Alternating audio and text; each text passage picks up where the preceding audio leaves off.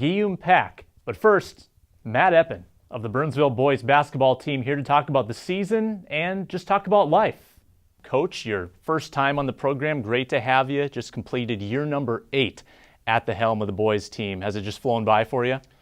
Yeah, you know, when you're busy coaching and working with kids and you have a family of your own, and it definitely goes by fast. You know, you blink and there you are, 8 years. And I think for me, it's 17 years as a head coach and 20 years in teaching and coaching. It is amazing how fast it goes.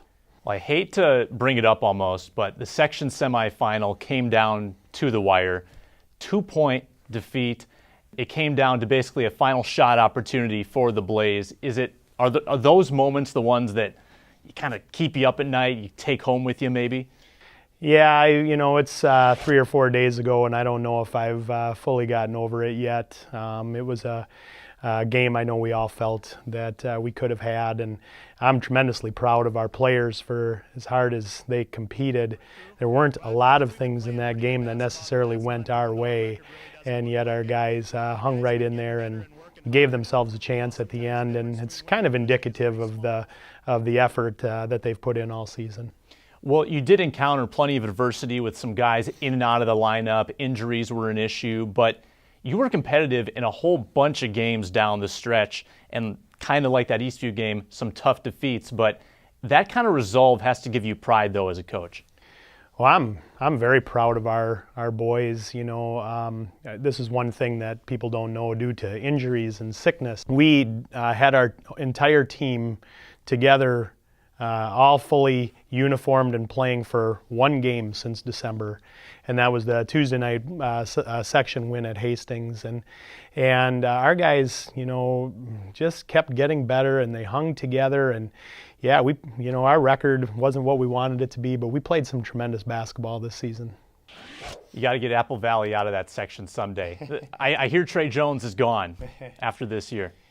He's incredible, and they've had quite a run, and they're still gonna be good. I mean, they have more good players coming, and they've just done a great job down there. So let me ask you this: you've been coaching for a long time. Has the game changed at the high school level, at all, like it's changed in the NBA, for instance, where 10 years ago it was more about the half court, it was about the centers. Now it's space it out, shoot the three, move it up and down the court. Do you see high school basketball changing at any level or at any point like it did in professional basketball? I don't think there's any question that what happens in the pros soon makes its way into the college game, and what happens in the college game makes its way into our game. I would say that the biggest thing that I've seen in my time in Burnsville is just how many guys are playing off the dribble, where so much of the AAU game and even the college game is being played off the dribble. And so that poses some definite defensive challenges, but also offensively, to manage that with sharing the basketball and making sure your team is playing well.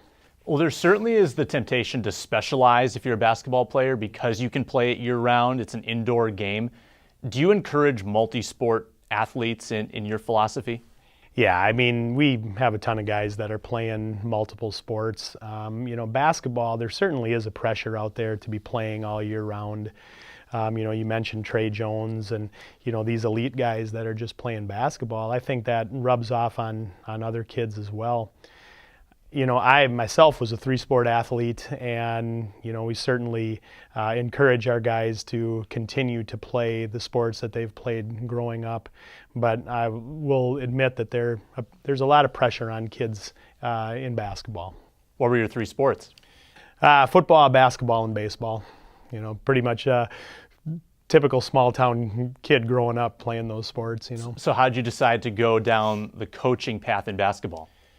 Well, actually, I was a collegiate baseball player. Basketball was always my passion. I enjoyed basketball the most, and then I also have coached a lot of football in my time. So stayed pretty active in 3, but basketball's kind of always been the main one. We'll take a quick pause and be right back for a second segment with Matt Eppen of the Burnsville boys basketball team. Stay with us.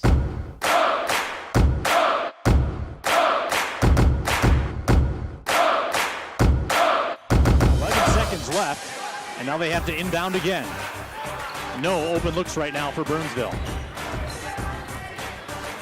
Who's going to take the big shot? Kamara, ball handoff, Johnson for the tie. Got it! Got it! We're tied at 65.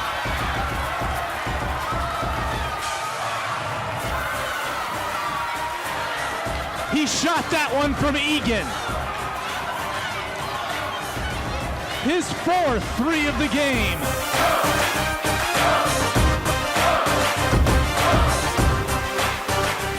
Back with you on South Suburban Spotlight. Sam Ekstrom alongside Matt Eppen of the Burnsville boys basketball team.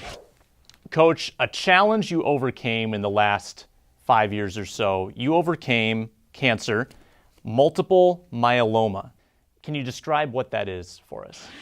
Yeah, so multiple myeloma is a blood and marrow cancer in the same family as lymphoma and leukemia.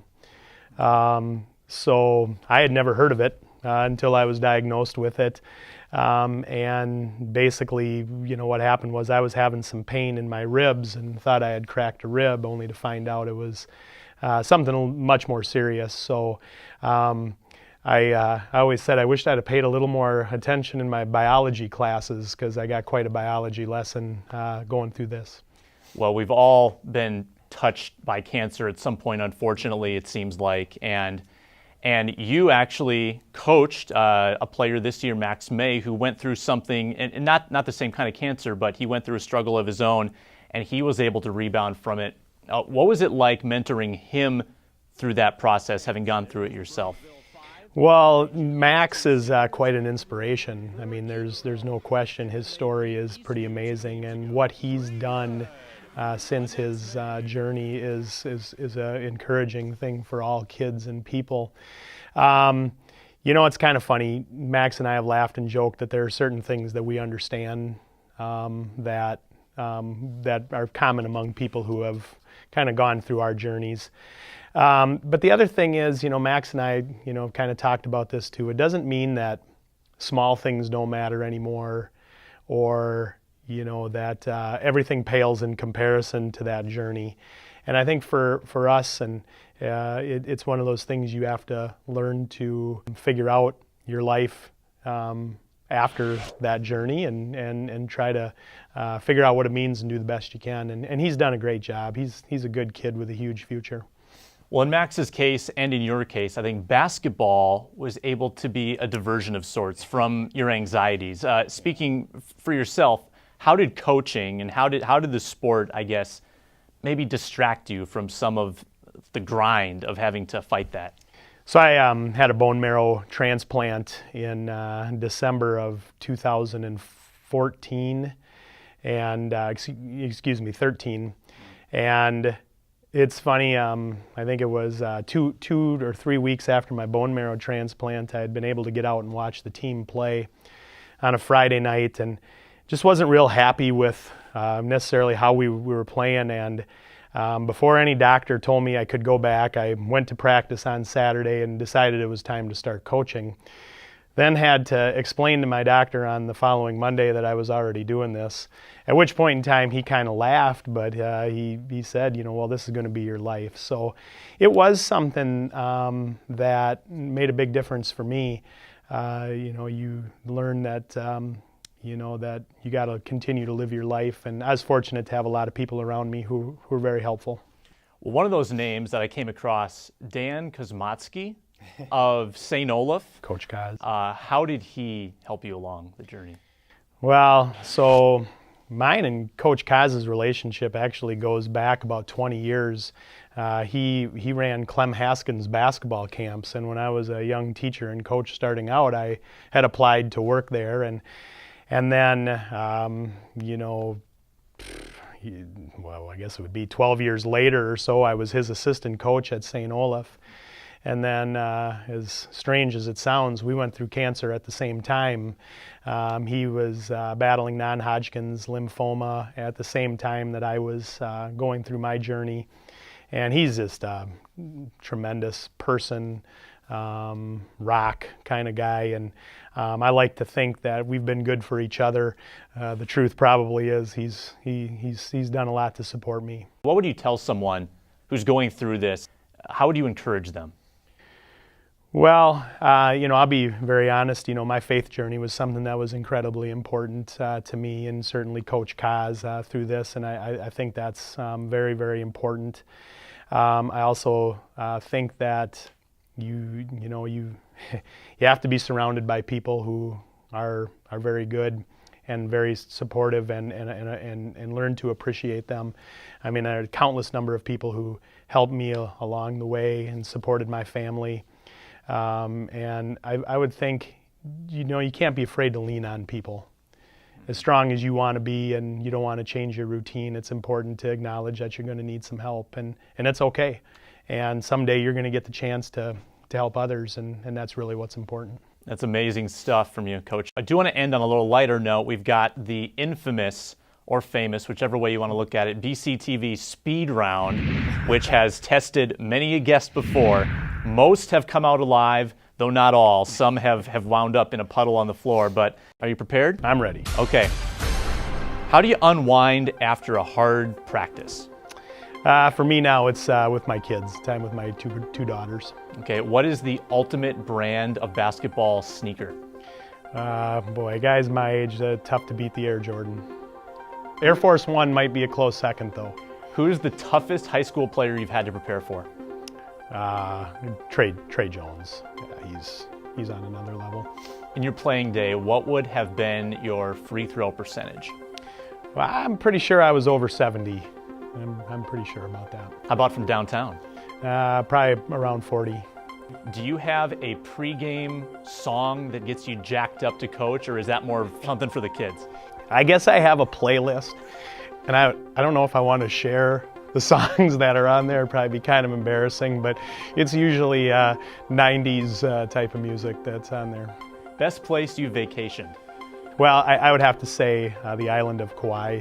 Went there for our honeymoon. It was beautiful. Favorite sitcom? Seinfeld. Seinfeld's good. What do you dislike more, shoveling or mowing? That's a tie.